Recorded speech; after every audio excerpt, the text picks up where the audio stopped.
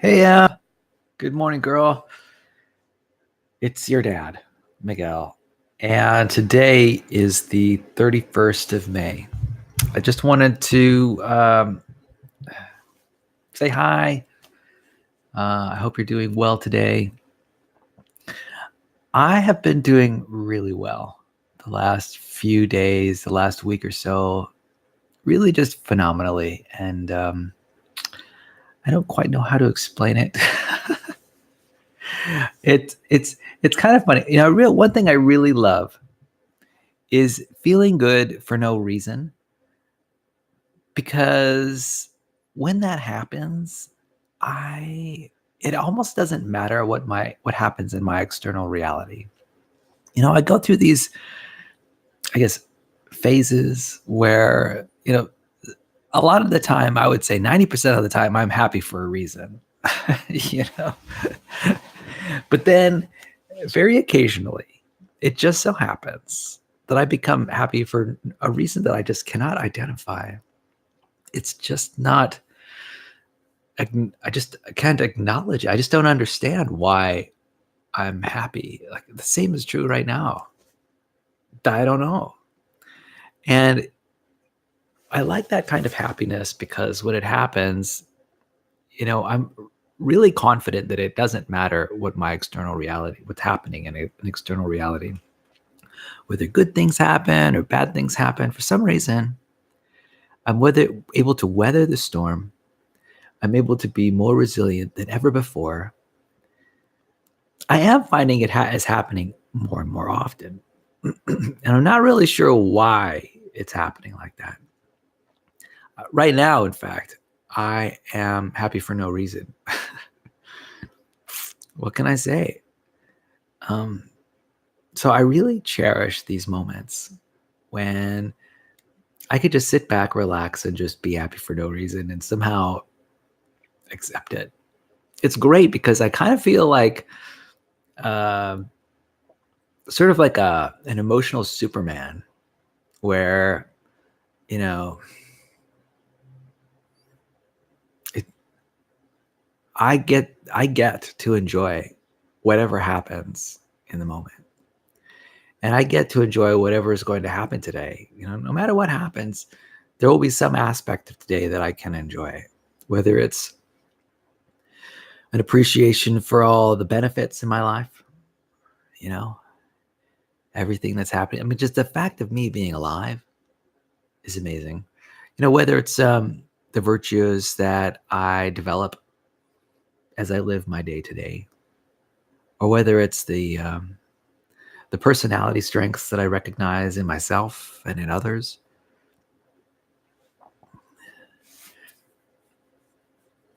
I kind of wish these moments when I feel like happy no matter what. I kind of wish I knew what started them, what initiated this mood.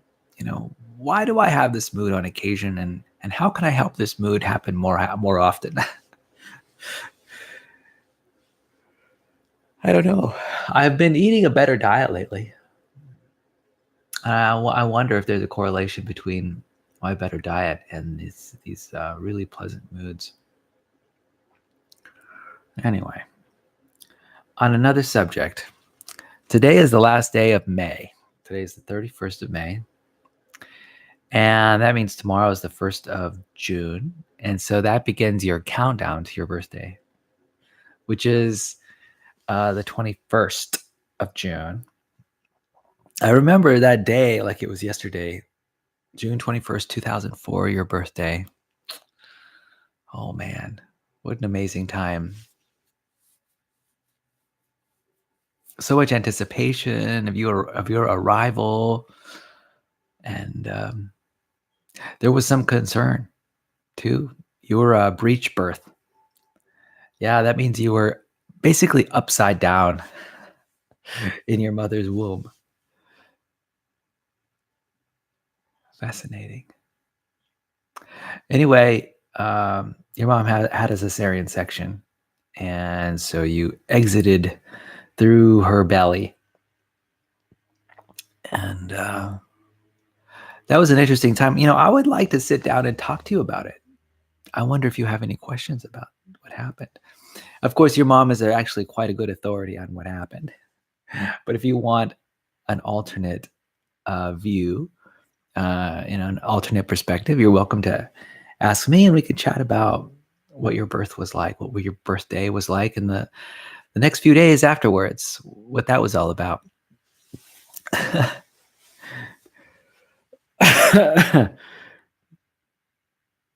Yeah, we sure did enjoy raising you as a baby. Your mom was really quite magnificent during the whole period, that 2-year period when she wasn't working and just taking care of you and making sure that your needs were met, and just loving you as a young child. Yeah, so it was a good time, and I have a lot of good memories about the past relating to you as you were when you were a young baby. And we took a lot of photographs, which is great. In fact, your mom has those photographs in a black case filled with DVDs, chock full of DVDs where these photographs were stored. And in fact, I think I want to get access to that black case so that I can make some photocopies or some copies of those CD-ROMs and DVDs with all those photos on it. That would be amazing. And it would also kind of be a lot of work because it's a lot of DVDs filled with photos of you when you were growing up, and us, your parents, your mom and dad. We took photos of us too. I think it would be nice to go through those photographs again. We will sometime in the future, probably in 3 years or so or less. Maybe just before you go to college or something. So speaking of college, this semester is almost over. Your freshman semester at Cabrillo High School. And, I wonder how things are going for you, how you are enjoying your classes. I wonder if you're probably doing all kinds of studying and preparing for the end of the year. And you probably are thinking, what are you going to do this summer? I don't know what you're going to do this summer. I'm curious if you're going to go to some like a summer school, or maybe do some traveling with your mom and dad, mom and stepdad. I have a surprise for you. That's right. So today, what may be arriving in the mail, there's a good chance that it'll be arriving in the mail, your birthday present, or actually one of many, because obviously I send you lots of birthday presents, actually lots of presents in general. And so today, by the end of the day, you should be receiving from Federal Express one of your birthday presents. And yeah, that's right. I'm giving it to you a couple weeks early. Here's the reason, really. I don't know if you're going to be traveling this summer, like immediately after you end your school. So I just figured I'd just give it to you early.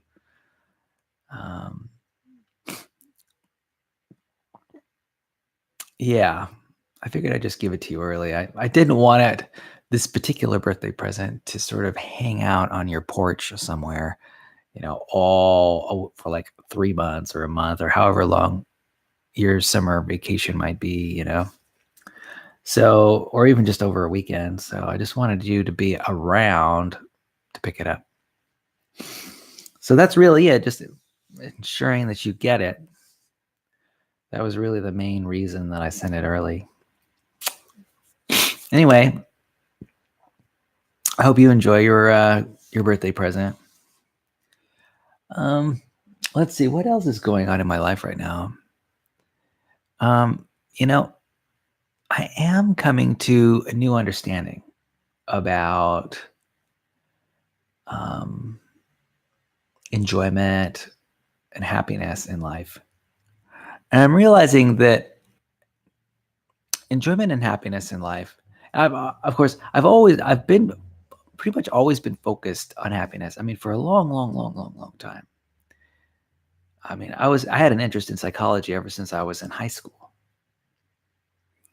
And so one of the focuses of my interest has been happiness in general.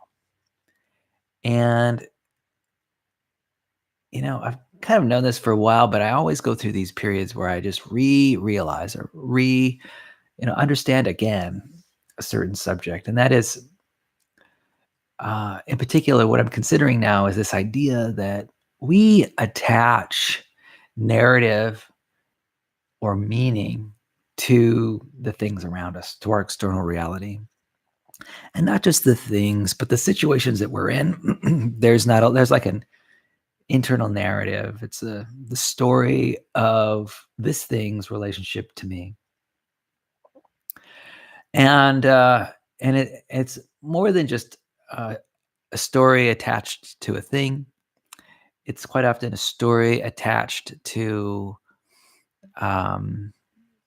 it could be an action, a person. What's the story attached to this person? And we're basically continuously making up stories, right? We're meaning makers, which means we create a narrative around the things in our surrounding environment. And this narrative is just that. It is a narration. Basically it's one declarative sentence after another declarative sentence. It's a sentence that describes the relationship between you and me, or the thing in me, or the situation in me, the action in me. And it might go something like this, like, I hate chocolate, or something like that, or I love chocolate. There we go. That's probably more appropriate. I love chocolate. And, that's the narrative. That's the meaning. It doesn't get any deeper than that. I love chocolate, period. It is a declarative sentence. Now, it's possible to create a meaning around a question, but the question really is just a kind of declarative sentence. What would be a good example?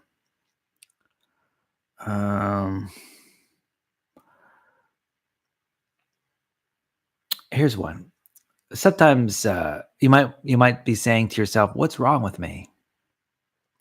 That is a question, and there's meaning sort of implied in the question, but the meaning is a declarative sentence. It's a declarative statement. So, what's wrong with me? Translated into a declarative sentence would be something like, something's wrong with me. Something's wrong with me, period. So that's my hypothesis, that all this meaning making is just a series of declarative sentences. Even questions like, what's wrong with me, just means it really, when translated into a declarative sentence, is something's wrong with me. And those sentences have impacts. They have emotional impacts. There's connotations. There's connotations around the word wrong, right? When in the sentence, something's wrong with me, there's connotations around the word something. So what are the connotations around the word wrong? Well, think of all the contexts which you've heard the word wrong. There's a lot of maybe tension in muscles, or there's associations, images in your mind's eye. There might be sounds in your mind's ear that you hear. Maybe there's certain songs that occur to you that are associated with the word wrong. In addition, there are probably associations with the word something, like something this, something that. Just think in through your past how you've been conditioned to think about the word something. It's almost mysterious, right? There's a question, there's a wonderment, something. There's a when I say the word something, particularly, I'm asking myself, what feelings does the word something um, sort of connote when I think about it, sort of emotionally, just that word. Um, Especially when it's paired with the word wrong, like something's wrong. That little phrase there, something's wrong. You know, what does that portend to emotionally? When I think about something's wrong, how does that make me feel? Right. The valence is negative, clearly. So anyway, an overview is that human beings are meaning makers, and we come up with these narratives. We tag our external reality with the narrative, and we remember that narrative. That narrative, um, it's real in the sense that that's how we respond. That's how when we come up with a narrative statement, we act on it through mental actions. They're like dominoes. There are thoughts that happen subsequently after we've called out our narrative. And then there's also behaviors, right? There's emotions. We might feel certain sensations in our body. Our muscles might tense, or we might get butterflies in our stomach, or we might feel relaxed and just pulsing with warm energy. We have those emotions. And you know what? It's really our human brain which generates these narratives almost spontaneously.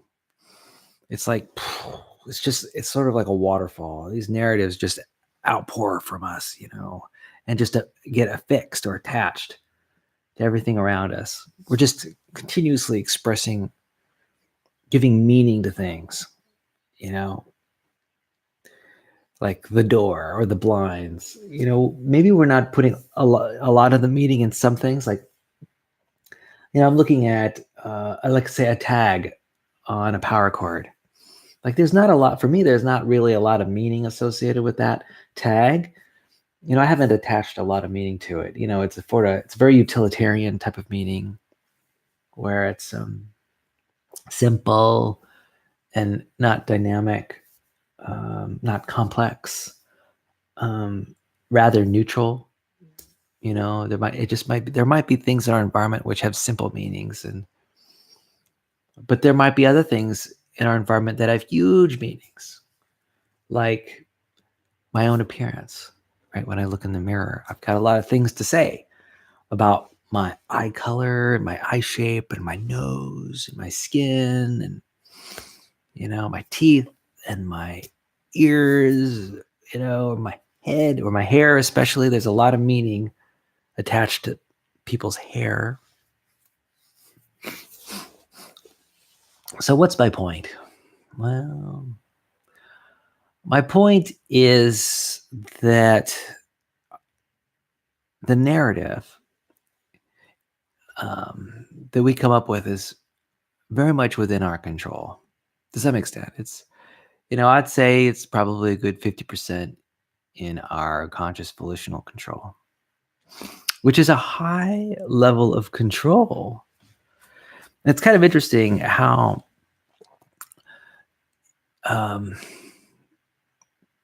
people don't really, I guess that people really do. In fact, they do a Herculean job at sort of crafting this narrative. They try as much as they can. It takes effort. It takes decisional power. It takes effort to come up with narratives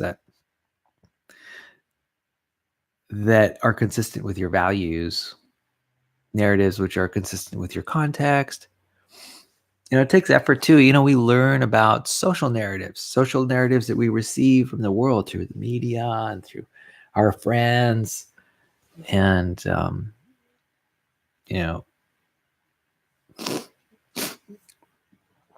here's the thing. Some social narratives that arise externally and some that arise internally, um, they're painful. They can elicit suffering, right? Let's say, for example, a person got a job as a janitor, right?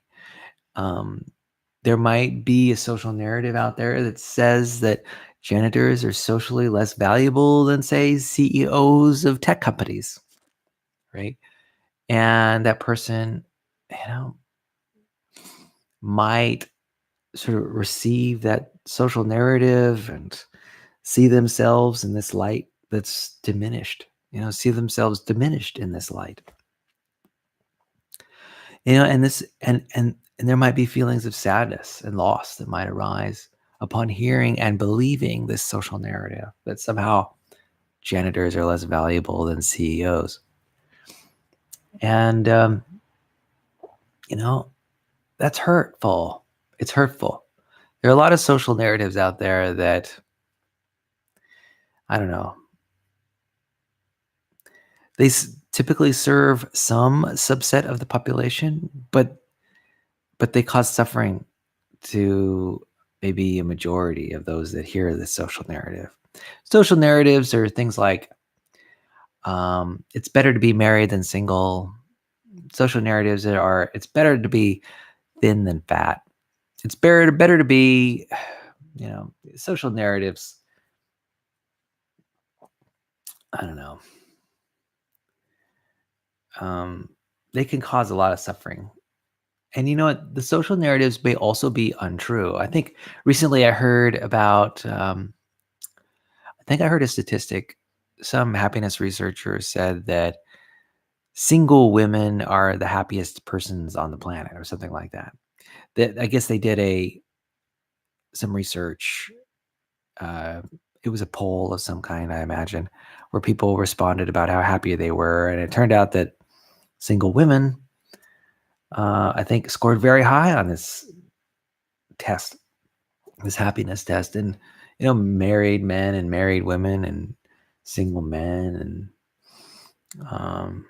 etc. They their answers weren't as positive as the single women's answer. But so there's a disconnect, right? There's this scientific clinical study that says that single women are the happiest people on the planet. And then there's also the social narrative. The social narrative says that a woman can't be happy unless she's married and with kids, right? So there's a clash, contradiction between the narratives. I mean, actually, there's a social narrative which makes a statement that's untrue when you consider the clinical studies. So it's kind of interesting to see this disconnect, right? Social narratives aren't necessarily true. They're quite often generalizations, and they don't take account of context, and they also don't take account of personality. There are probably some single women out there who are miserable because they're single. I have a feeling that there might be. And of course, the opposite is true. There's probably a lot of single women out there that are living their best lives and are as happy as they could possibly be. So these social narratives, broad brush generalizations about how things ought to be or what things make people happy, like being wealthy, for example, they're not always correct. So it's important to be cautious about the meaning that you're building in your own world. Yeah, maybe traveling around the world is amazing and a key to a happy life. But I think for a lot of people, that may not be the case. Maybe just growing up in a small town or living in a small town is the source for, one or many person's happiness, and not globe trotting around the world. So, thankfully, we have some control over the narratives that we attach to. But I think it's important to do it consciously. So what that means is to consider thoughtfully what meanings that you attach to the things in your external reality. Yeah. And you know what? It's also important to consider what words you use, because you want to elicit, if you're going to do this consciously, you want to elicit, first of all, you want to attach meaning that is, first of all, useful, right? And valid. The validity and the utility of your thoughts is of significance. It doesn't make sense to just attach any old narrative to any old external fact. You want to, first of all, attach narratives that make sense to your external reality, and you want to attach uh, a narrative that's useful to you, right? You know, let's say you're in bed, you just woke up, and you're talking to yourself in your mind about what's going on and what's going to happen, say, in the next hour. Well, there are useful narratives, and there are very useful narratives, and there are less useful narratives. The least useful narrative is, look, I know that here's an example of a very unuseful narrative. I think see, it's got to be meaning associated with the situation, or meaning with the context in a declarative sentence. It would be something like,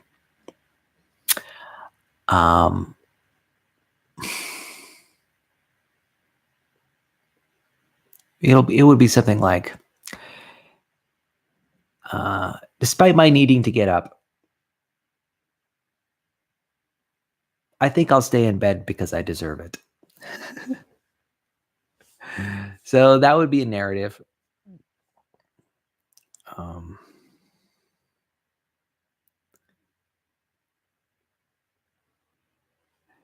And it's not a very useful one. If your goal is to just get up and start your day, then saying that you'll stay in bed as a reward is not a very useful narrative. It's kind of like the opposite of utility. Yeah. So anyway, yeah. Now, what's an example of, say, a valid narrative? Well, there are narratives that are just like non sequiturs. That is, narratives that don't make any sense.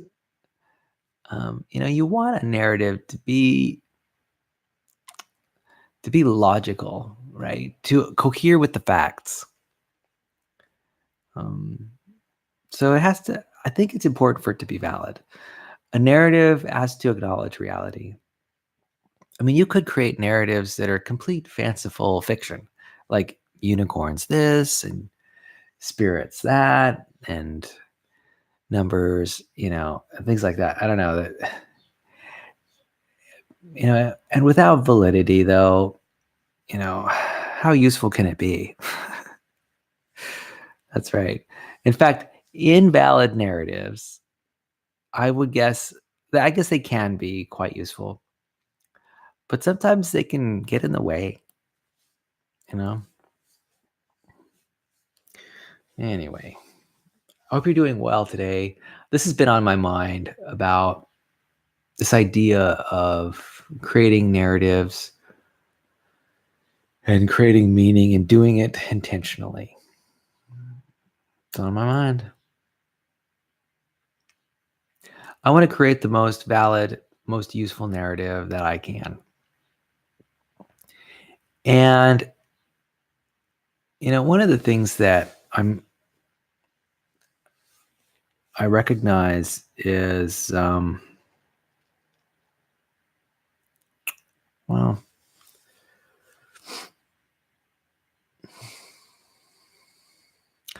I want to create healthy narratives. I have a strong desire for that. Anyway, I'm sort of moving on. Let's move on to another subject.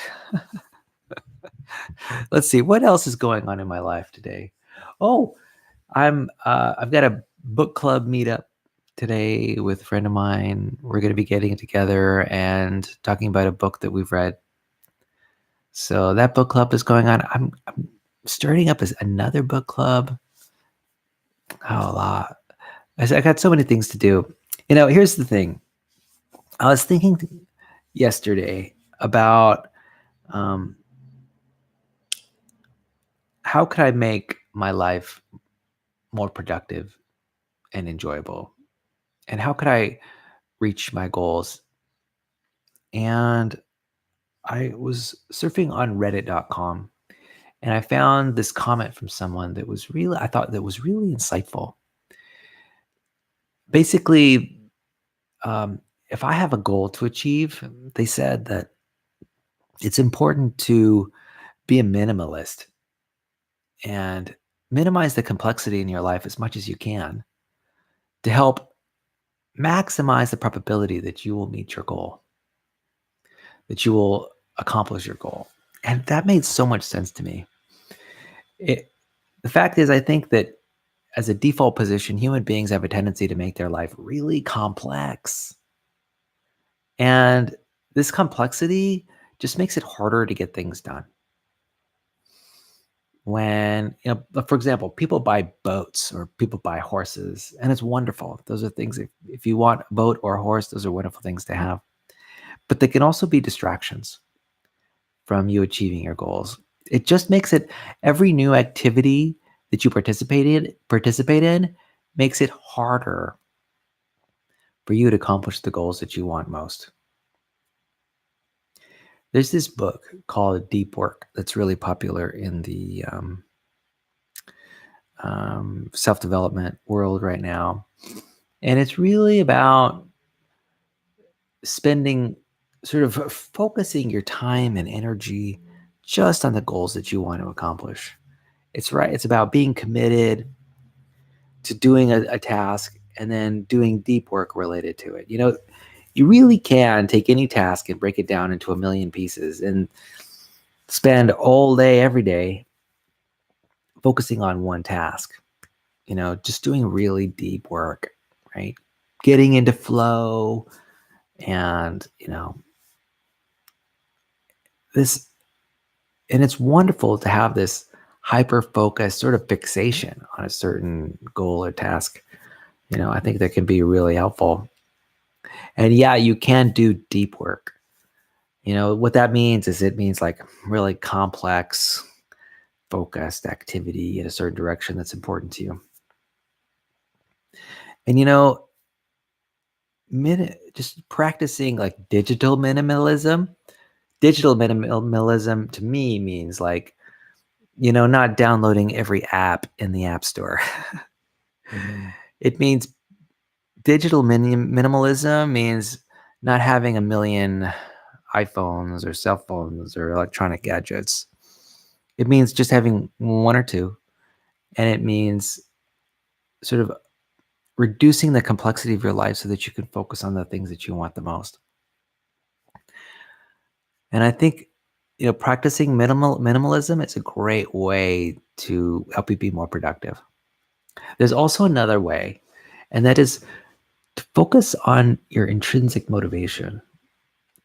What is it?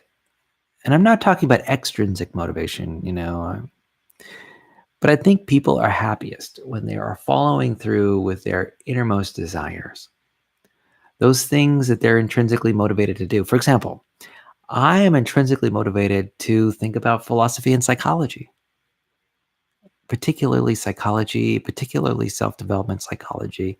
I'm all about that. I'm 100% all about that. And so, I've got a lot of other intrinsic motivations, but I just happen to have a deep, deep drive related to personal growth. And so that's a deep, powerful intrinsic motivation of mine. And it just so turns out that, if I commit to noticing what my desires are, sort of intrinsically, um, I think I'll be happier. Yeah. Yeah. I am intrinsically motivated to do all kinds of things. Here's an example. I go to community college for night classes, right? I have an intrinsic motivation to learn more and to be around people who are excited about learning. I'm intrinsically motivated to do that. You don't have to pay me money to do it. You don't have to extrinsically motivate me. I do this by myself. I use my spare time to learn new things and expose myself to new areas of learning, new skills. That I have an interest in developing those. So, yeah, focus on your intrinsic motivation. And sometimes it's actually quite hard to know what you want to do, what you desire, what you are dreaming, what you are wishing for, what your preferences are. It's not altogether known. Sometimes you have to do some exploration. A great way to explore what your intrinsic motivations might be would be um, writing.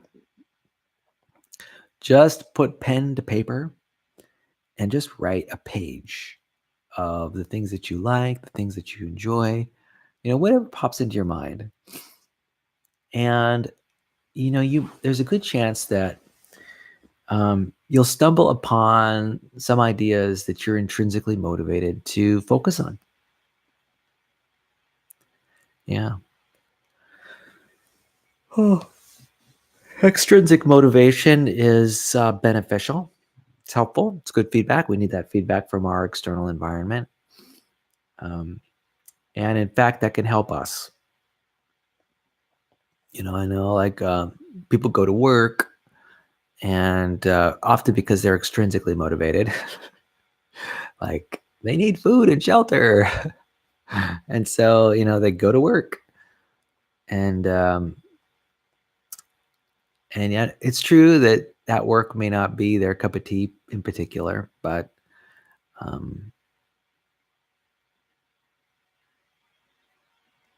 no. Anyway, I think focusing on minimalism and intrinsic motivation are ways that can really help a person find their happiness, find their true joy.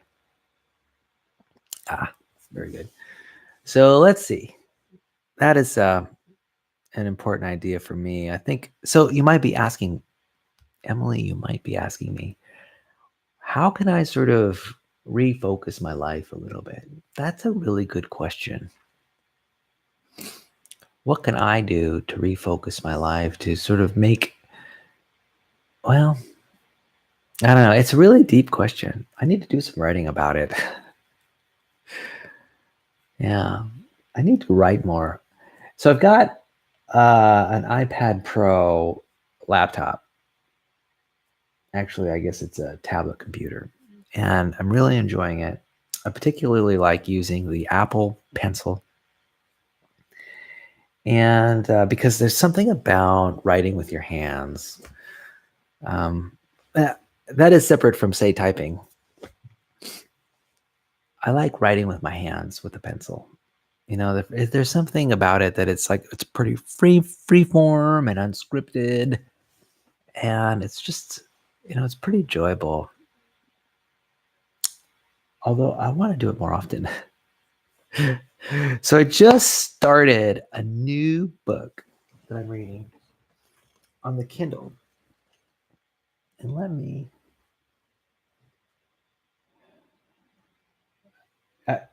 what's kind of interesting is I've been buying a lot of books on Kindle lately, on a lot of Amazon Kindle books. Oh, golly, there's so many. I have a tendency to just acquire books. Do you have this tendency too? I don't know. I get really curious about a subject and I say, oh man, I really want to read a book about it. And I do. I've got a few books. Like, for example, I picked up a book lately by Stan Toller called The Power of Positive Words. I'm probably about halfway through that book. I've loved I've loved it. I haven't finished it yet.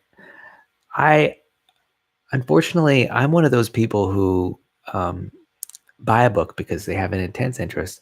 They finish maybe like 50% of the book, but before I can finish the book, I have another intense interest and I buy a book about that. And then I read that book and I might only read like 30% of that book before I'm interested in yet another subject.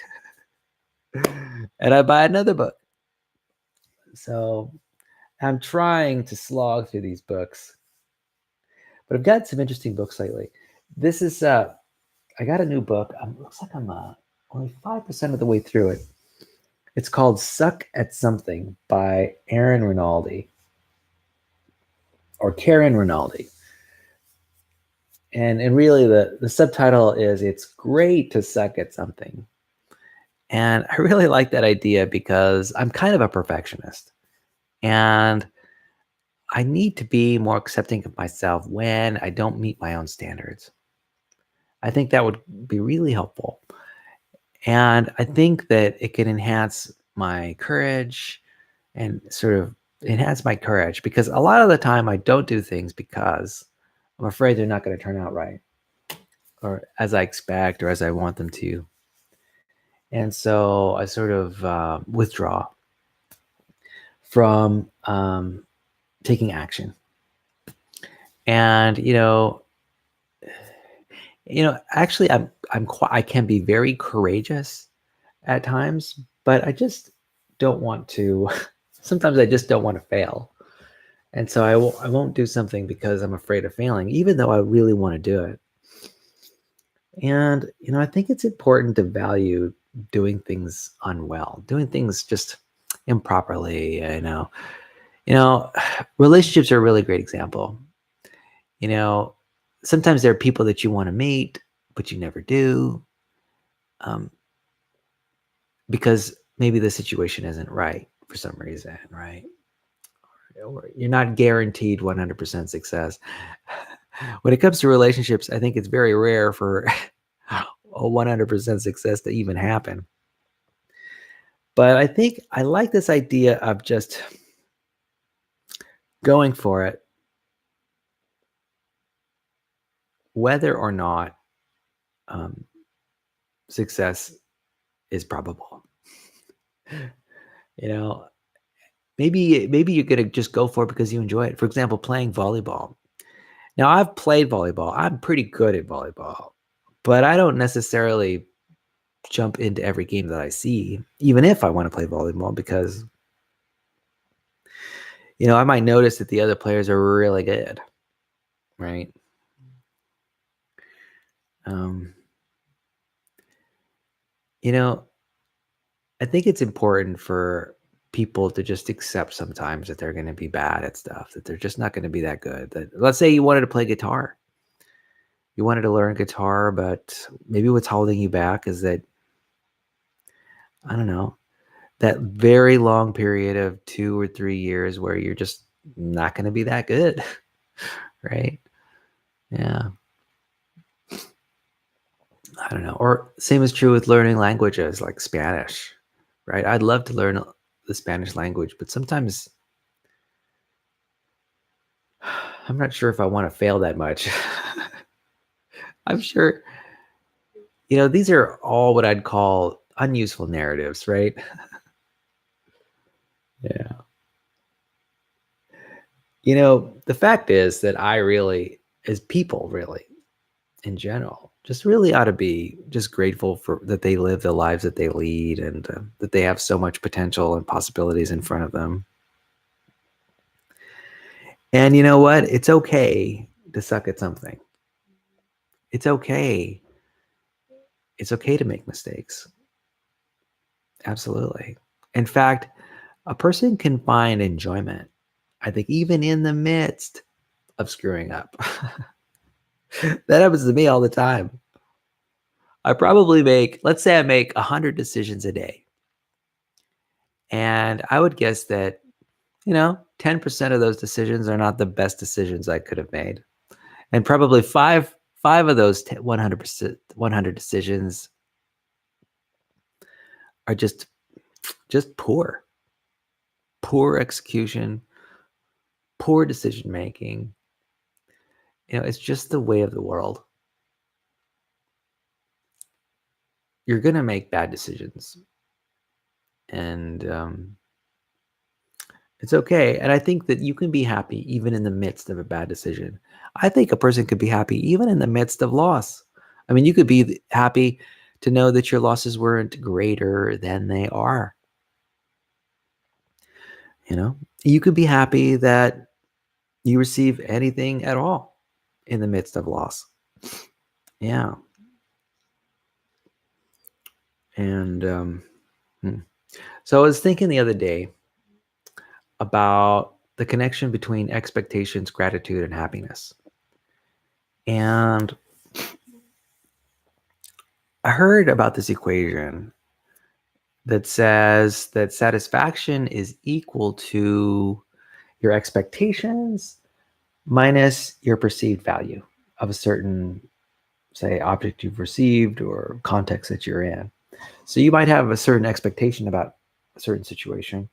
And if it's really high, like let's say there's this, let's say you're a Taco Bell and you're going to try the new flavor taco, right? And you got really high expectations, like it's going to be amazing. Maybe it's like Dorito shell or whatever. And then you receive the taco and the perceived value of that taco was really low. Let's say it's kind of, maybe it's not a high quality taco or something. It's not what you expected. If there's a vast difference between your expectations and the perceived value, then that can make you pretty unhappy, right? You're not meeting your expectations. You might be sad or even angry. But in a situation that is reversed, where your perceived value is huge and your expectations are low, your levels of satisfaction might be just through the roof. Like, wow, I can't believe I lucked out and got this amazing value when I expected things not to go well. So, your satisfaction level, the level of satisfaction, maybe even your level of happiness, is highly dependent on the ratio. The sort of contrast between your expectations and the value that you receive. And so a lot of people take this equation and they say, well, if my expectations are low, low, low all the time, then, perceived value will be generally high and I'll be happy. But let me tell you something. I have a really, really hard time having very low expectations. Because I think I'm kind of optimistic and hopeful by nature of my personality. So my expectations are always through the roof. So what I think that I want to focus on is not so much my expectations. I actually want to have high expectations. I want to be hopeful and optimistic. It's actually a big part of my happiness. When I think about the future, I'm like, I've got to wear shades, so to speak. I love thinking about the future. There's just so much enjoyment that's possible. And I don't want to take that away from me as a source of happiness. What I do want to modify, though, I think is the value, the perceived value of the things that are around me. If I perceive the value of things around me as being really high, I could have high expectations, but if I have higher views of perceived value, then I'm lucking out. I'm satisfied. I'm always satisfied. So I want high expectations and I want high perceived value. And how do I get high perceived value? Well, I get it through gratitude, right? Being gratitude. So I want high expectations and I want to really be grateful for everything that I experience in the world. And if I can have high levels of gratitude, I think if I can have high expectations, but even higher levels of gratitude, I think I can sort of beat this game of life, you know. And here's the thing: it's really easy to be grateful because all around me are people who are sick or dead or dying. I know. I know. For every person that I know who has a job, I probably know 50 or 100 other people who don't. I mean, not that I know them personally or anything like that, but uh, there are a lot of people on this planet who are really struggling. They're struggling with mental illness, they're struggling with cancer, they're struggling with relationship strife, they're struggling in a war zone. You know, there is a lot of struggling going on right now in the world. You know, there are a lot of sick people. They've got injuries, they've got illnesses, mental and physical, and maybe they're suffering from dementia or schizophrenia, or, you know, there's a lot of trouble out there. And the fact that I'm doing as well as I'm doing really just blows my mind. And so there's a lot for me to feel grateful for. I mean, just the fact that I'm able to make this video, right? Just the fact that I have an ability to speak and film myself, right? Just the fact that even youtube.com exists that makes this video possible, that electricity exists, that I live in a world of technological miracles, you know? That is something to be grateful for. I mean, and you know what? You know what I think? I think sometimes people just aren't grateful enough for the world that they lead. I mean, I think of all the matter in the universe, right? Here is all the matter in the universe within this set, right? And how much of that matter in the universe is what I'd call dead matter, and how much is alive? Right? Now, I happen to be a part of the matter that is alive. I would say that 99.99999% of matter is dead. Just dead. Like rocks, you know, stars, you know. But there's a very small proportion that's alive, that's got this feedback, this control feedback type relationship to the environment. You know, I'm just whatever being alive is, you know, the reproduction, the respiration, the movement, you know, all those things that alive. I have been alive. And not only have I been alive for just a year, but I've been alive for 48 years. You know, and I've had the benefit of creating people like you, just my offspring, where I create other alive things. And here I am living on this planet that is so alive. This planet is so alive. With so abundant with resources. I mean, I actually live on a planet. There's a lot of matter out there that's not associated with a planet. It's just sort of in space, in free space, just roaming between galaxies. There's a lot of matter like that. But I've got this wonderful star, the sun, that's shining on me every day, shining on my environment and helping me receive nourishment. I mean, I'm speechless at how improbable this amazing life is. Truly a miraculous thing. And anyway, I think people are not grateful enough for the miracle of their lives. And I wish there was a word that I could use that did not have the spiritualist connotations, but it's so powerfully a miracle, so unlikely that I would be alive for 48 years. I mean, it's just when you take just the full perspective of everything in the universe,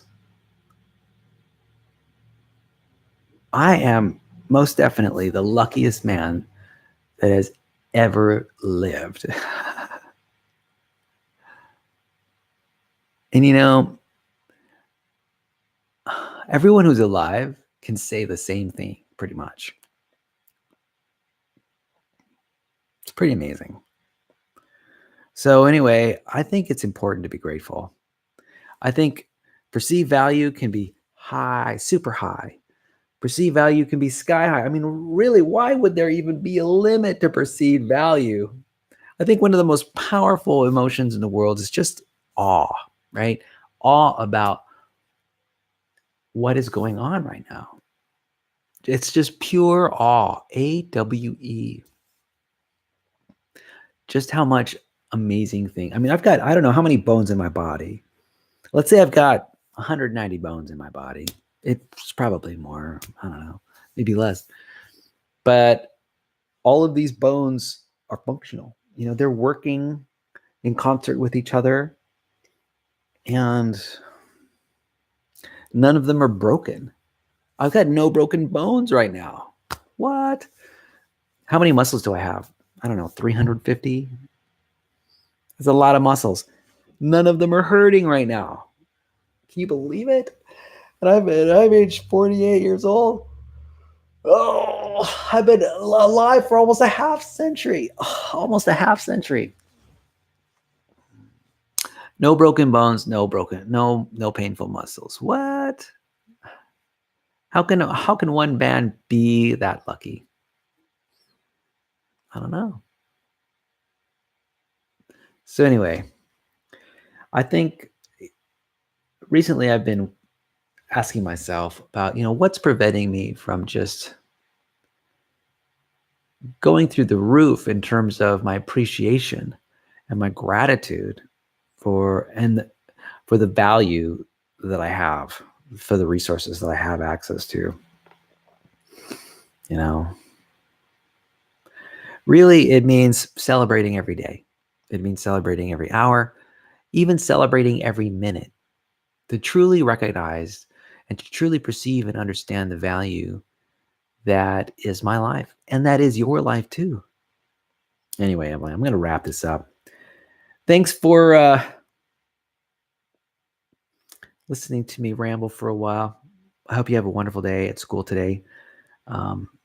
You got your birthday present that's in the mail, and it'll probably be showing up by the end of the day today. And I want you to know that I love you, that I cherish you, that I cherish our relationship, that I work every day to enhance your well-being, make your life easier, make it more enjoyable. I want to make your life more wonderful. And I'm continuously asking myself how I can do that.